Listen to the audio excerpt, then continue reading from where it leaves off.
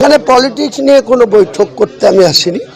দরবার শরীফে এসেছি, দোয়া নিতে এসেছি এবং এখানে জিয়ারত করব, ওনার সঙ্গে লাঞ্চ করব।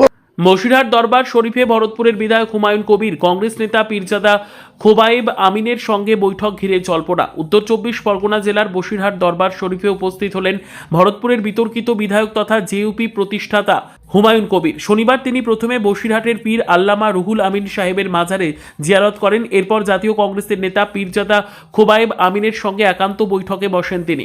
এই বৈঠক দীর্ঘক্ষণ চললেও ঠিক কী বিষয় নিয়ে আলোচনা হয়েছে তা নিয়ে স্পষ্ট কোনো তথ্য সামনে আসেনি। ফলে স্বাভাবিকভাবেই রাজনৈতিক মহলেই তৈরি হয়েছে ধোঁয়াশা ও নানান জল্পনা। উল্লেখযোগ্যভাবে উত্তর 24 পরগনার বসিরহাট এলাকা সংখ্যালঘু অধ্যুষিত হওয়ায় বসিরহাট দরবার শরীফে কংগ্রেস নেতা খোবাইব আমিনের সঙ্গে হুমায়ুন কবিরের এই বৈঠককে ঘিরে রাজনৈতিক মহলে বাড়ছে কৌতূহল। এই সাক্ষাতের নেপথ্যে কোনো রাজনৈতিক সমীকরণ রয়েছে কিনা তা নিয়েও শুরু হয়েছে আলোচনা। এখানে পলিটিক্স নিয়ে কোনো বৈঠক করতে আমি আসিনি।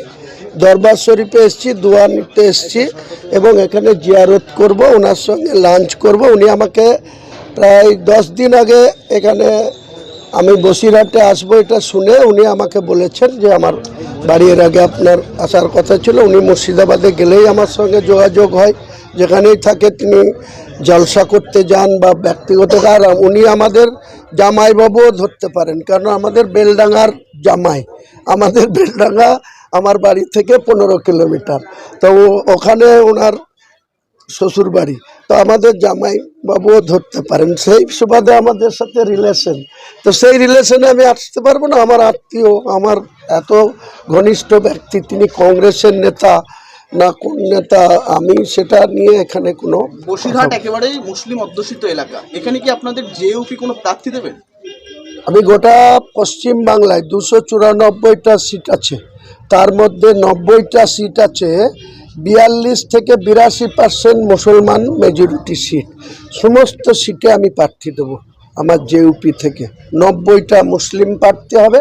আমি টোটাল 182টা আসনে প্রার্থী দেব, 90টা মুসলিম প্রার্থী হবে এবং সব নতুন মুখ হবে, স্বচ্ছ ভাবমূর্তির হবে, প্রকৃত ইমানদার মুসলিম হবে, তাদেরকেই প্রার্থী করব নতুনভাবে বিধানসভায় নিয়ে যাওয়ার জন্য। এবং অমুসলিমদেরও 92টা, টোটাল 182-র মধ্যে 90 জন মুসলিম প্রার্থী হবে।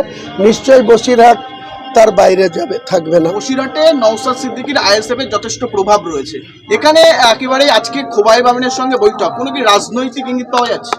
আমি এসব ব্যাপারে আপনাকে এই দরবার শরীফে এসে কোনো কথা বলতে পারবো না। আমার পরবর্তী কি পদক্ষেপ হবে, খোবাইব আমিন সাহেবের কি সিদ্ধান্ত হবে, এটা ওনাদের নিজস্ব ব্যাপার।